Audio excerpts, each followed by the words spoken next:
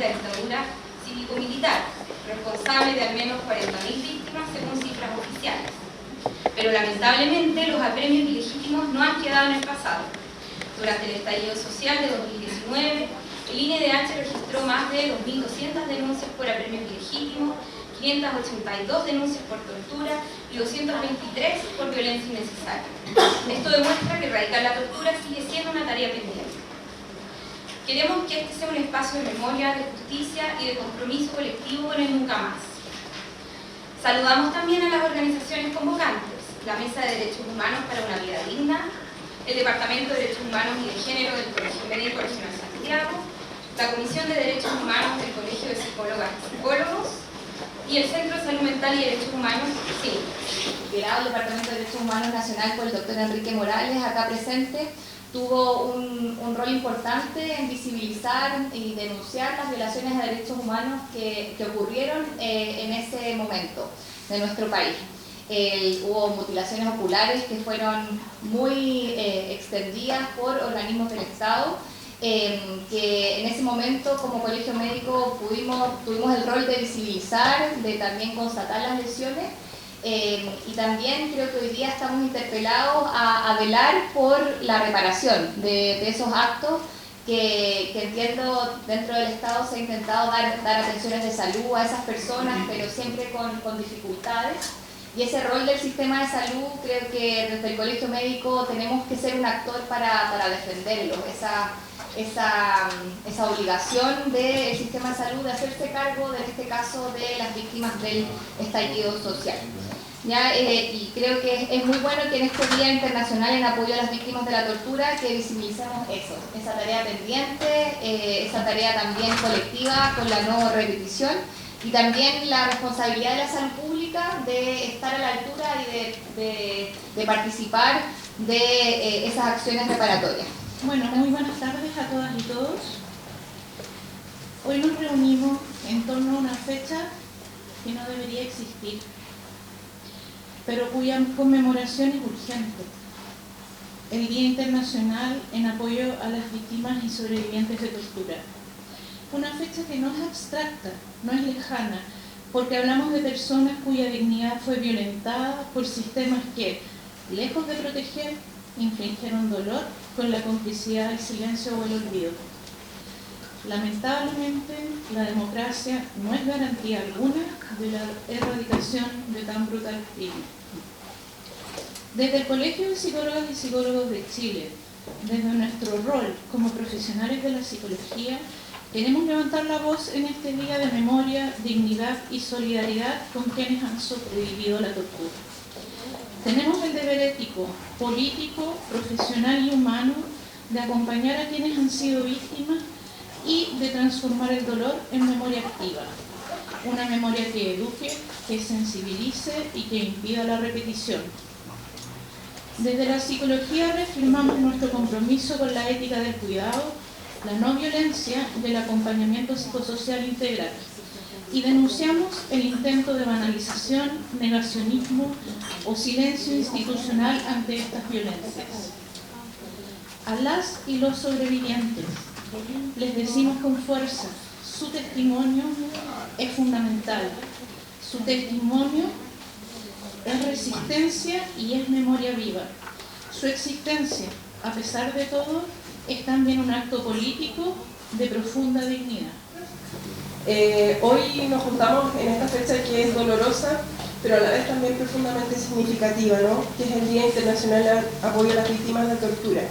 Desde nuestro rol en nuestro departamento nos sumamos con fuerza al reconocimiento y a la demanda de reparación que exigen quienes han sido víctimas de esta violencia que es brutal y que, como bien decían las colegas, lamentablemente es contemporánea, sigue ocurriendo.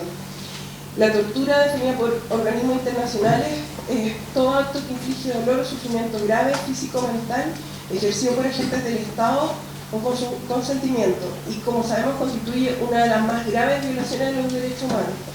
Es asimismo parte de crímenes de lesa humanidad. Como institución, nuestro deber es doble. Como bien decía nuestra presidenta, mantener viva la memoria y trabajar por una cultura libre de cualquier forma de violencia. Porque cuando decimos nunca más, no sea solo una consigna, sino que un compromiso ético, político y humano. CINTRA forma parte de una red internacional de salud mental, derechos humanos, rehabilitación. Y lo que queremos hacer ahora es entregar un saludo de esta red internacional que lo cubre todo: Europa, África, Asia, América. El Comité Ejecutivo del Consejo Internacional para la Rehabilitación de las Víctimas de Tortura, IRCT, se une solidariamente a la conmemoración del 26 de junio, Día Internacional de las Naciones Unidas, en apoyo a las víctimas de la tortura en todo el mundo. En un difícil contexto internacional para la defensa y promoción de los derechos humanos, desde el IRCT, donde CINTRA forma parte, como red internacional compuesta por 174 organizaciones de la sociedad civil especializadas en la rehabilitación de víctimas de tortura, alzamos nuestra voz con convicción en la defensa y lucha contra la tortura en todas sus formas, entendiendo que la tortura es un problema presente, que se expresa de diferentes formas y que es una realidad en muchas partes del mundo, lamentablemente. Como IRCT, observamos con preocupación un escenario internacional marcado por acciones belicistas que van en contra de la Convención de las Naciones Unidas contra la tortura y otros tratos o penas crueles, inhumanas o degradantes, y de la Carta de las Naciones Unidas. La tortura individual y colectiva, física y psicológica, ha sido el elemento común en las guerras contemporáneas libradas sin respeto al derecho internacional en todo el mundo, causando sufrimiento a millones de personas, desde niñas y niños, mujeres, hombres y ancianos, con un nivel de crueldad e impunidad, como en Gaza, Sudán o Ucrania, nos ha llevado a preguntarnos si aún existe humanidad.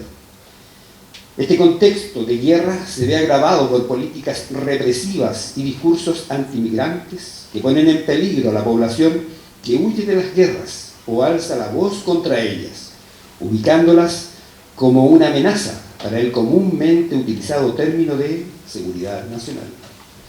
Bajo ese argumento se pone en peligro la vida de los migrantes, de sus familias y de sus comunidades. El nexo entre las violaciones de los derechos humanos, la tortura y la migración reúne un drama humano que se desarrolla ante nuestros ojos con consecuencias generacionales, físicas y psicológicas, que afectan a cientos de miles de personas en todo el mundo, desde el Medio Oriente al África subsahariana hasta las Américas y el sudeste asiático. Mirando hacia el futuro, el IRCT se une en solidaridad con las víctimas y las defensoras y defensores de los derechos humanos de todo el mundo este 26 de junio de 2025 y reafirma su compromiso de trabajar por la rehabilitación integral de las víctimas de tortura, situando a las víctimas con su voz y su agencia en el centro de nuestras actividades, sabiendo que esta es la forma más eficaz de trabajar por un mundo más justo y libre de torturas. Lamento no poder acompañarles en persona, pero quisiera compartir con ustedes por este medio algunas palabras en este día de conmemoración para referirme a los desafíos para erradicar la tortura en Chile y garantías de no repetición, desde la perspectiva de los estándares del Sistema Universal de Protección de los Derechos Humanos.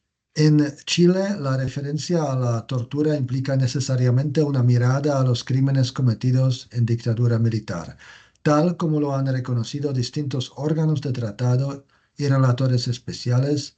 El Estado de Chile ciertamente ha avanzado en materia de verdad, justicia, reparación y garantías de no repetición, desde el establecimiento de las llamadas comisiones de verdad, particularmente de la Comisión de Prisión Política y Tortura en sus dos iteraciones, hasta la implementación de las medidas de reparación, particularmente con la puesta en marcha del Programa de Reparación y Atención Integral en Salud y Derechos Humanos en materia de rehabilitación y del reconocimiento de pensiones. No obstante, los logros alcanzados siempre han estado precedidos de la larga lucha de los sobrevivientes. Y aún existen importantes pendientes, tales como los procesos judiciales con sentencias que llegan 50 años después de los hechos o aún no llegan.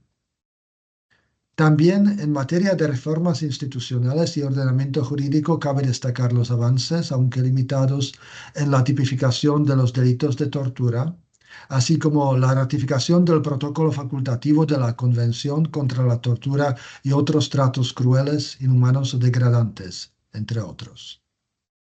Sin embargo, las deudas persisten y aún hay ámbitos de acción en los que el Estado debe avanzar, particularmente en materia de no repetición. La relatora especial de tortura, en el reciente informe sobre su visita oficial a Chile, recomendó actualizar los elementos constitutivos del delito de tortura que figuran en el Código Penal para que se ajusten plenamente al artículo 1 de la Convención contra la Tortura, eliminando toda restricción relativa a los fines con los que se puede cometer tortura y derogando la prescripción del delito.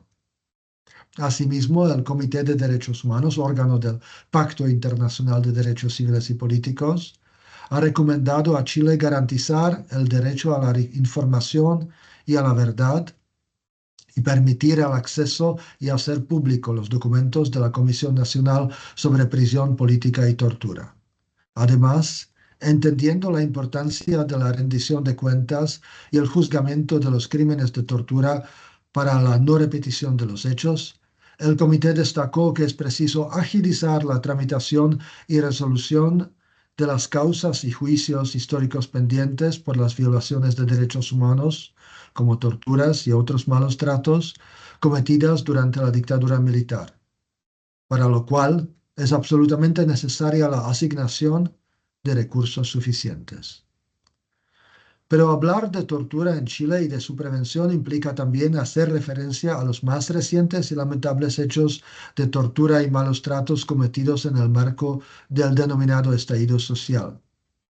El informe publicado por nuestra oficina en el año 2019 sobre la misión a Chile llevada a cabo entre el 30 de octubre y 23 de noviembre del mismo año documentó la ocurrencia de numerosos actos de tortura y malos tratos y recomendó la adopción de medidas para evitar la ocurrencia de estos actos, especialmente en el contexto de manifestaciones, y a través de acciones como reformas a los protocolos de actuación de carabineros, así como la investigación, juzgamiento y sanción de estos crímenes.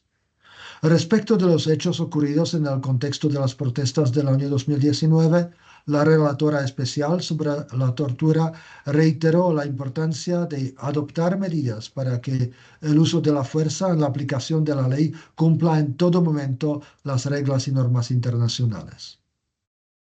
En sentido similar, el Comité de Derechos Humanos exhortó a Chile a garantizar que la legislación nacional y los procedimientos operativos que rigen el uso de la fuerza y de armas de fuego y menos letales por los agentes del orden sean plenamente conformes con los estándares internacionales, así como también a garantizar a las víctimas el acceso efectivo a la justicia y que reciban una reparación integral, incluyendo medidas de restitución, indemnización, rehabilitación, satisfacción y garantías de no repetición. Establecer una comisión calificadora permanente de víctimas de violaciones de derechos humanos y considerar la adopción de una ley de reparación integral, particularmente para las víctimas de tortura en el contexto del estallido social. Como oficina esperamos que el Estado pueda avanzar hacia la superación de tales brechas. En esta fecha, además, resaltamos y reconocemos la labor que diariamente realizan personas y organizaciones como ustedes para la garantía de los derechos de las víctimas.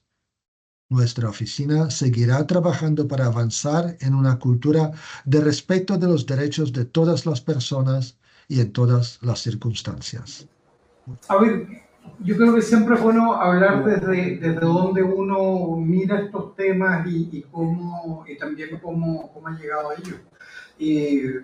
Obviamente mi mirada tiene que ver con el área en la que me desempeño, que es el área, un enfoque desde el derecho, particularmente desde el derecho internacional de los derechos humanos, pero me parece que no es suficiente como para explicar por qué estoy hoy con ustedes. Y esto tiene que ver con algo me parece que todos aquí en esta sala entendemos muy bien. Hay probablemente han leído el libro de Manuel Guerrero, Sociología de la Masacre. Y en ese texto que tuve el honor de presentar hace un tiempo atrás, hay un pasaje que a mí me impactó mucho en el texto de Manuel. Y es una frase que él dice que la dictadura atravesó no solo nuestra biografía, sino que atravesó en definitiva también nuestros cuerpos. Yo creo que quienes crecimos en dictaduras hay algo que a uno le impactaba y sobrecogía y temía también, era precisamente el horror que giraba en torno a la práctica de tortura. Y yo creo que hay hitos que toda esta generación es difícil olvidar, y yo creo que nos queda como una marca para toda la vida. Particularmente quiero recordar acá hoy el caso de Sebastián Acevedo. Yo creo que el hito, lo que él marcaba, porque lo que sucede ahí con Sebastián es su hijo, su hija, detenidos por la CNI en Concepción, y frente al horror de lo que podían ellos estar sufriendo, la desesperación de ese padre lo lleva a tomar una medida que es tan antinatura, que es inmolarse, y hacerlo de una forma tan dura como puede ser quemarse a lo bonzo. Yo creo que eso solo uno lo logra comprender, como se dice tantas veces, pero que es verdad, solo uno lo logra comprender cuando es padre. Antes de eso es difícil imaginar siquiera lo que puede ser ese nivel de angustia, y yo creo que eso es la tortura. Haber ocupado estos mismos 3 minutos y medio en definir la tortura, cómo lo hacen las convenciones, qué dicen, cuáles son las discusiones, pero no, y debo reconocerlo, aquí el derecho no alcanza para eso, no es suficiente, nos queda grande al derecho la magnitud de lo que implica el tema de la tortura. Y lo que llama la atención desde el derecho precisamente es que la cuestión de la abolición de la tortura es un debate relativamente reciente en el ámbito del derecho. Es decir, el derecho se ha movido históricamente relativamente cómodo con el tema de la tortura, aunque suene muy fuerte decirlo. Imagínense ustedes, uno de los pasos relevantes para canalizar y regular la tortura fue la Inquisición. La Inquisición fue el periodo precisamente donde se empezaron a adoptar medidas y hubo una preocupación para prohibir ciertos actos. Y tal vez ustedes, algunos han tenido la oportunidad de visitar algunos de los varios museos que lamentablemente existen en nuestro continente, de hecho, museos de la tortura, y ahí explican que hay todo un desarrollo de métodos para evitar, por ejemplo, que la tortura tuviera expresiones demasiado externas, por ejemplo, el sangramiento. Entonces, todo este tema de los estiramientos, todo eso es un paso de control, de poner límites a estos actos.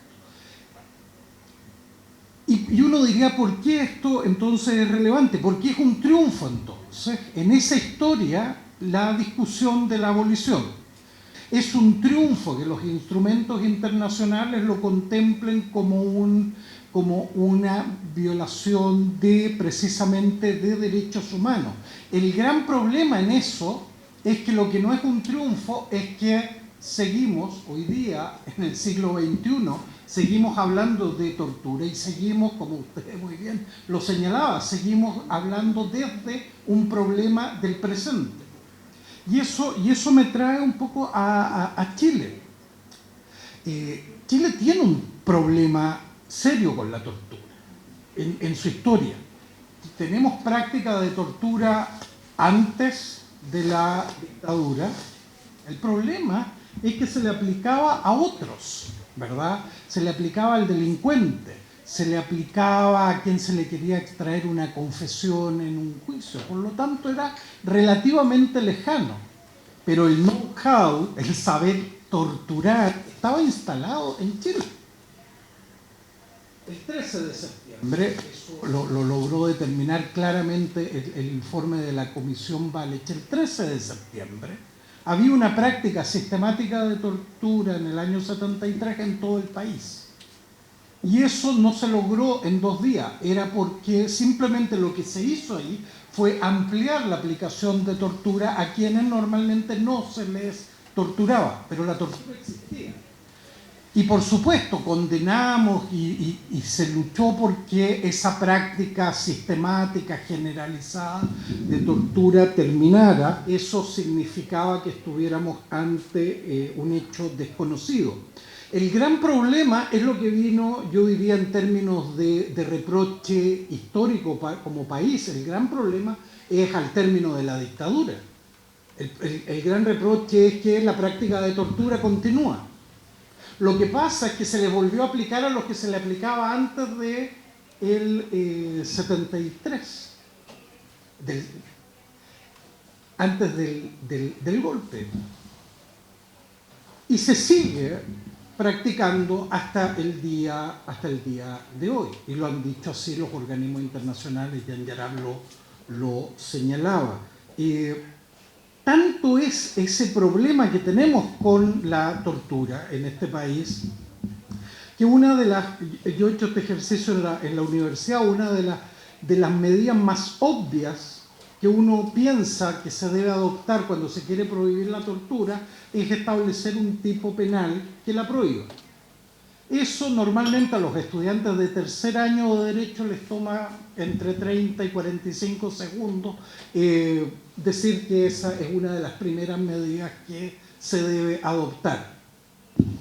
Nuestro país, desde el 90, no se tomó 30 ni 45 segundos, sino que tipificó la tortura el 2016.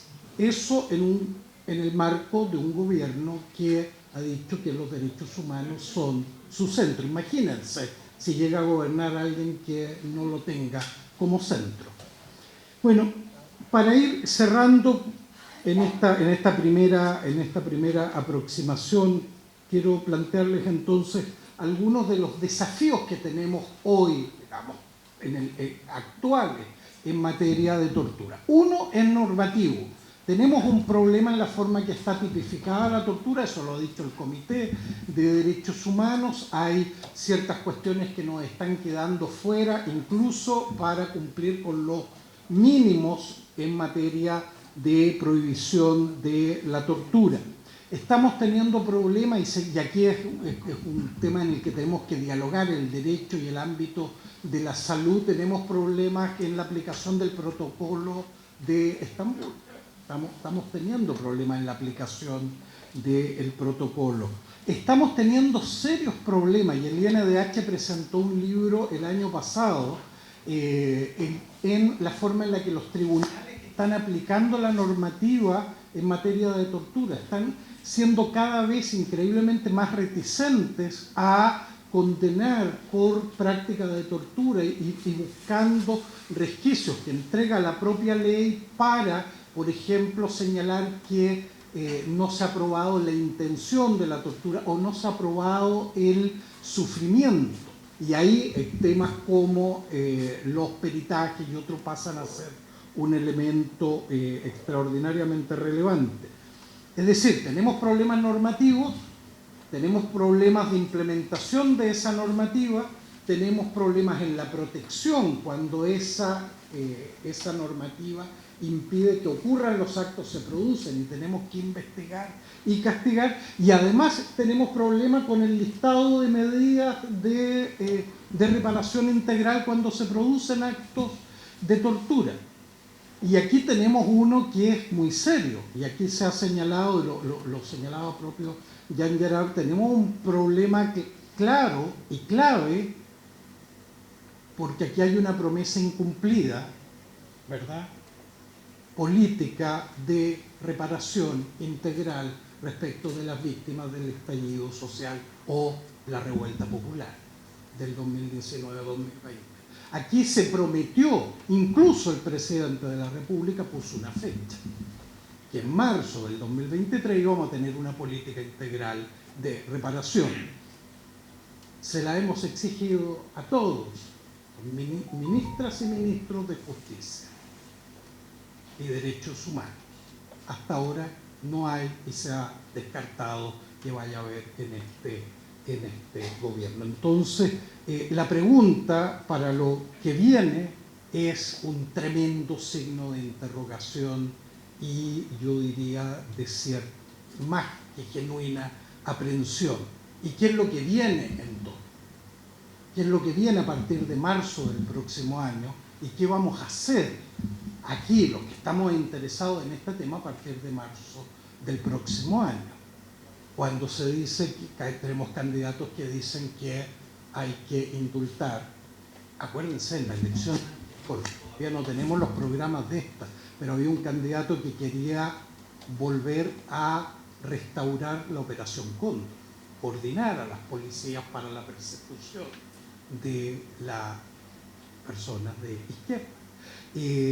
Y tenemos, esos son los más malos, pero los que se supone que son menos malos, pues si ustedes quieren buenos, buenas, no son mucho más alentadores varias de las declaraciones que han hecho y la forma en la que han actuado estos 4 años siendo gobierno, sin política de reparación integral, con retroceso en la tipificación de la tortura dentro de otras cuestiones que largo podríamos conversar. Entonces la cuestión es qué vamos a hacer. ¿Qué vamos a hacer desde aquí, desde la sociedad civil? Si hay un pilar que nos queda todavía, me parece, en pie a esta altura, es la sociedad civil, es la posibilidad de que organismos de derechos humanos como ustedes en el Colegio Médico, como ustedes desde Sintran, algo podrá hacer la academia, siempre menos de lo que uno esperaría, pero hay que hacer algo porque el panorama es extraordinariamente complejo y no hemos avanzado lo suficiente para decir que tenemos una institucionalidad sólida capaz de enfrentar una regresión en esta materia. Y tenemos poco tiempo todavía para construir esa institucionalidad antes de marzo del próximo año. Así que no muy alentador, pero sí un llamado urgente a la acción. Es lo único que se me ocurre compartir con ustedes hoy. Muchas gracias.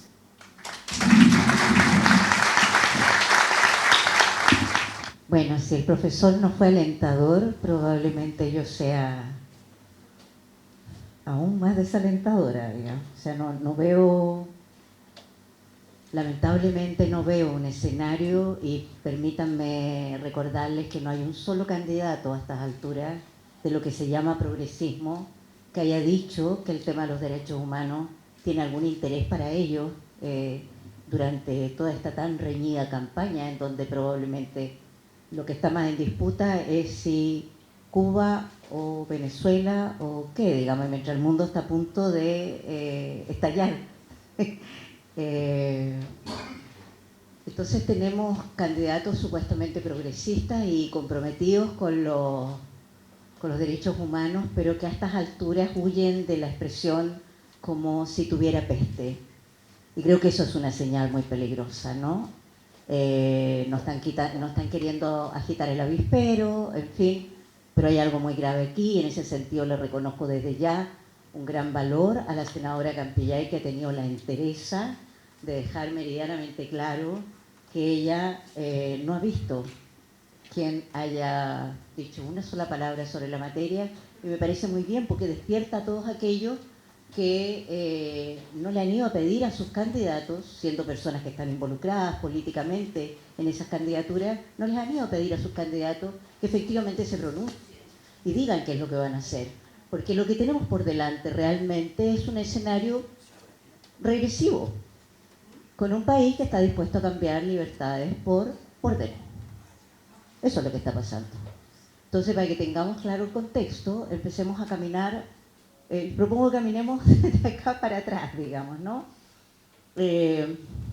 Y como me ha tocado un rol protagónico en esto, y de alguna manera me desafía lo que dice también el profesor, quisiera dejar en claro que el presidente no solo comprometió, sino que cuando me embistió o invistió, porque fueron ambas cosas a la vez, en el rol de subsecretaria de Derechos Humanos, me pidió en primer orden,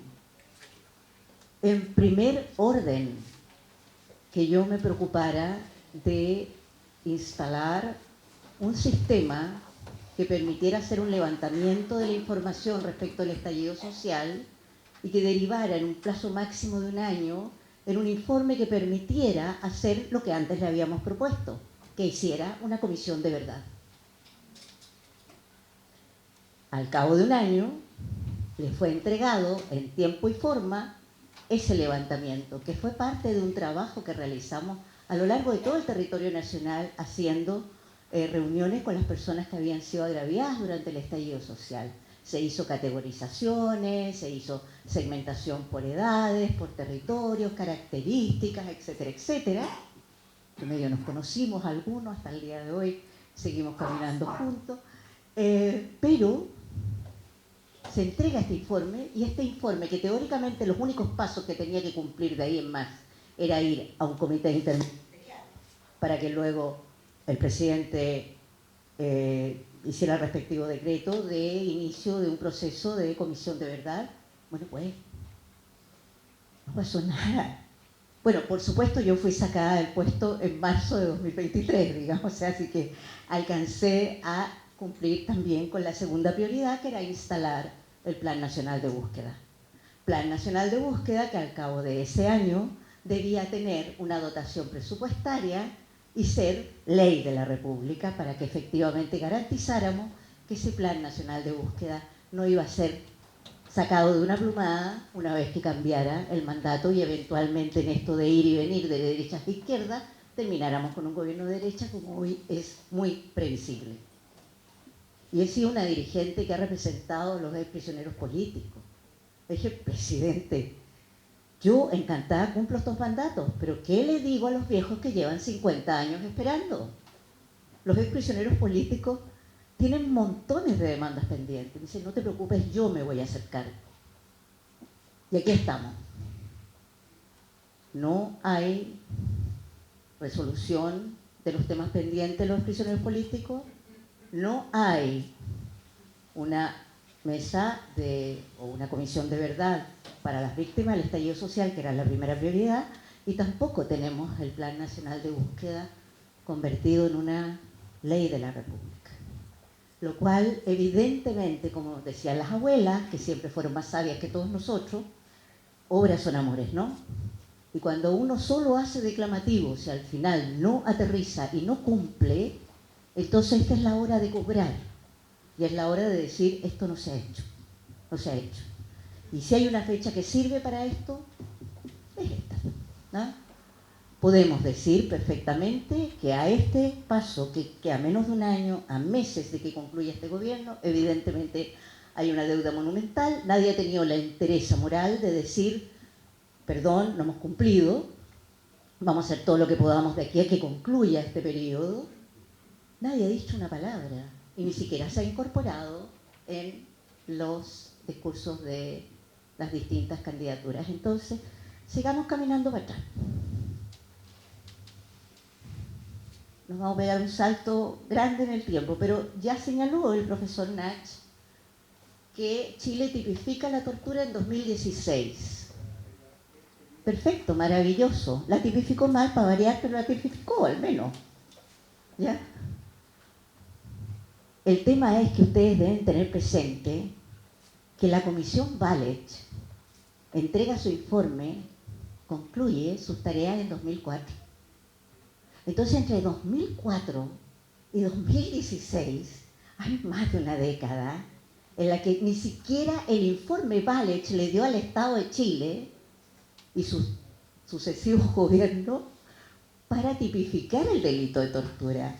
Entonces ahí es donde a esta dirigente le dan los monos, porque creo que voy a necesitar un par de minutos más porque el tiempo me va a faltar, pero esta dirigente lo que le pasa es que definitivamente considera que lo que se han dedicado a hacer los gobiernos es marketing político con los derechos humanos. Mucha lagrimita corriendo por las mejillas, muchas emociones, nunca más, esto no va a pasar nunca más, muchos floripondios, muchos libros encuadernados en cuero y quién sabe si con letras no sé qué, visigóticas, pero el tema está en que en la práctica, si tú en 2004 estableciste que un delito de lesa humanidad como la tortura no podía ocurrir nunca más, aunque las leyes no sean retroactivas, inmediatamente ingresas un proyecto de ley para tipificar la tortura, pues. Y eso vino a suceder recién en 2016. Entonces, para que tengamos presente. ¿Y por qué tuvimos comisión Vález 1 en 2004? Porque desde el año 90, en que el presidente Elwin nos dijo que al año siguiente íbamos a tener una comisión de verdad sobre la prisión política y la tortura, eso nunca se cumplió y recién vino a ocurrir del 90 al 2003. Entonces, ¿cuántos años tenemos? Aparte de los 17 de dictadura, tenemos 13 años más. Entonces, esta persona que está hablando, que tenía 19 años para el golpe, a esa altura ya era una mujer requete vieja, y es la historia de todos nosotros los exprisioneros políticos. Porque ¿a quiénes se persiguió con la dictadura? Se persiguió preferentemente a jóvenes. Tenemos compañeras que llegaban de uniforme de colegio. Esa es la gente que persiguió la dictadura. Que hoy nos vean peinando canas y todo lo demás es solo el reflejo de todo el tiempo que hemos tenido que estar en esto, pero nada más que eso. Y tuvimos esa comisión única y exclusivamente porque llevamos a los gobiernos de turno cada vez a los organismos internacionales y los denunciamos y los obligamos finalmente a crear una comisión. Y esa comisión derivó en la comisión Vález, que saca la ley 19.992 de reparación frente a la prisión política y la tortura y establece dos cosas, entre otras muchas barbaridades. Una es que no hay un órgano continuador, como en el caso Rettig, en el cual hay un órgano que luego le da continuidad al trabajo del Estado en esta materia. No hay un órgano continuador. Entonces, baja cortina la comisión y ahí quedaste parado en medio de la plaza. Pero lo otro y más brutal es que secuestran nuestro testimonio. Y esos testimonios no quedan disponibles ni siquiera para los jueces. Y entonces si una persona, después que se hizo pedazo en las mesas de trabajo de la comisión, contando lo que le había sucedido por primera vez, si quería justicia tenía primero que conseguir un abogado porque el Estado no se lo ponía, como en el otro caso. Y dos, tenía que, además, volver a contar la misma historia.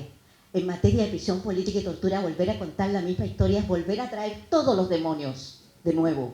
Es volver a vivir la experiencia. Nuestros queridos amigos de los colegios de psicólogos saben perfectamente, los compañeros Sintra saben perfectamente lo que ha significado para estas generaciones estos esfuerzos. Y a eso hemos estado condenados durante todos estos años. Entonces, del 90 al 2003, 2004 sale el informe.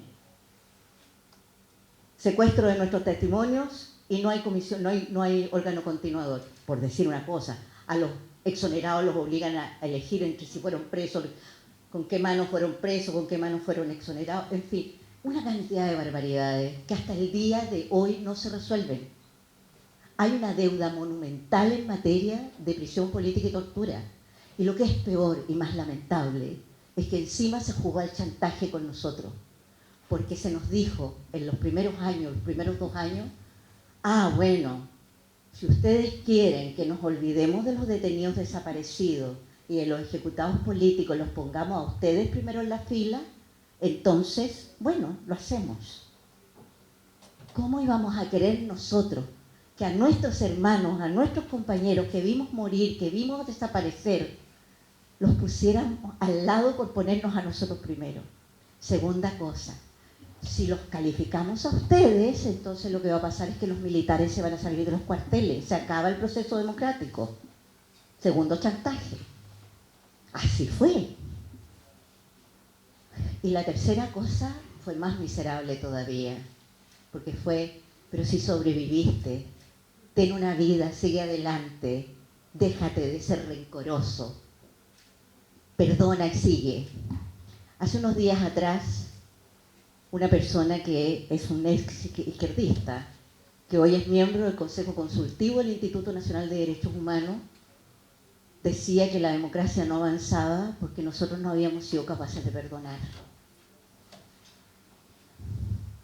Hay una batalla cultural. No, ese señor hoy día está en las filas de amarillo, entonces es como fácil de comprender a qué propósito sirve, pero es bueno saberlo porque ese señor fue dirigente de la fecha. Entonces, y nadie sale a atajarlo, ¿eh? O sea, entre las ex prisioneras políticas hubo gente que lo salió. Y lo último, dejo puesto una alerta, porque no tiene directamente que ver con la tortura, pero tiene que ver con la batalla cultural. Bien sabemos de la operación retiro de televisores, pero que la gente de Punta Peuco esté presentando acciones judiciales por una supuesta operación retiro de refrigeradores es un manejo miserable que no debe ser admitido. Y eso es algo frente a lo cual todos los que tengamos la oportunidad de tener voz tenemos que salirlo a afrontar. Eso no es aceptable. Muchas gracias. Si alguien tiene alguna pregunta o alguna reflexión que le nazca de estas palabras, por favor. Entonces yo lo que quiero calificar es eso, cómo voy a tener al agresor enfrente de la persona que estoy examinando. Y desnudarla también, porque tengo que revisarla entera. Entonces quiero saber si tengo alguna medida o ley, norma, algo que me respalde en eso, fuera de decir sí, está el protocolo Estambul, pero ¿dónde está eso escrito en el fondo que en Chile es vigente? Gracias, profesor Nach. Bueno, sí, nosotros publicamos en conjunto con la Asociación de Magistrados de Chile un documento que está en la página del Colegio Médico en el Departamento Nacional, que es un documento que no es que genere algo propuesta, son la normativa actual vigente que rige justamente esos espacios, como el espacio de la constatación de lesiones.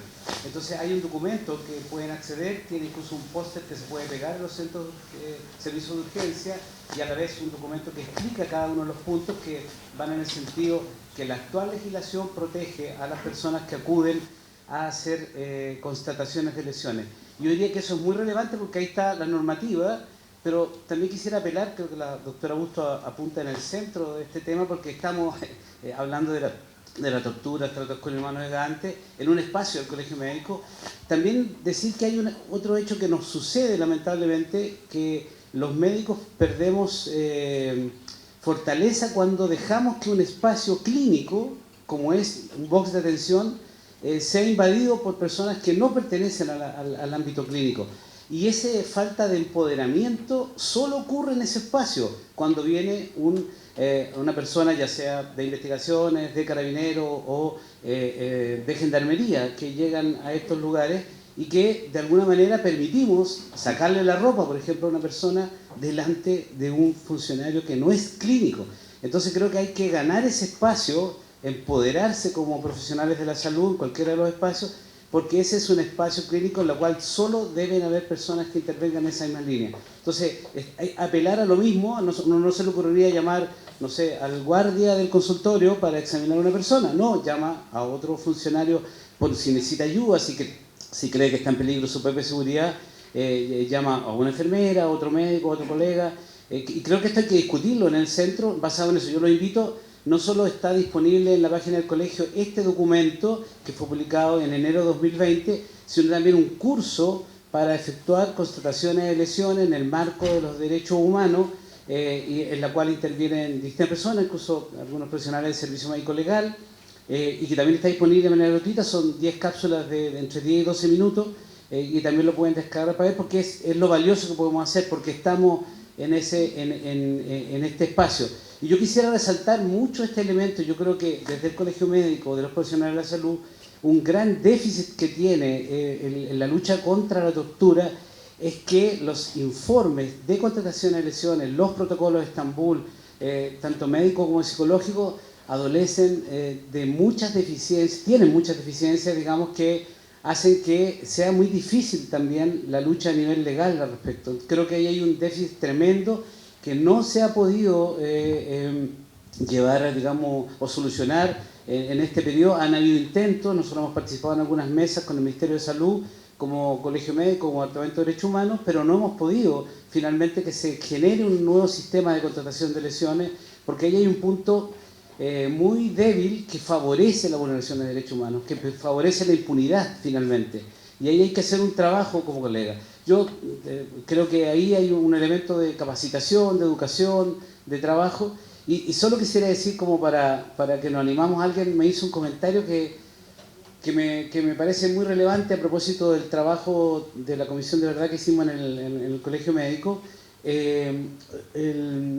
Un doctor, el doctor Suchel, contó su historia y él le tocó atender, a propósito de lo que se mencionaba aquí, y después posteriormente estar en el servicio médico legal y recibir a Sebastián Acevedo.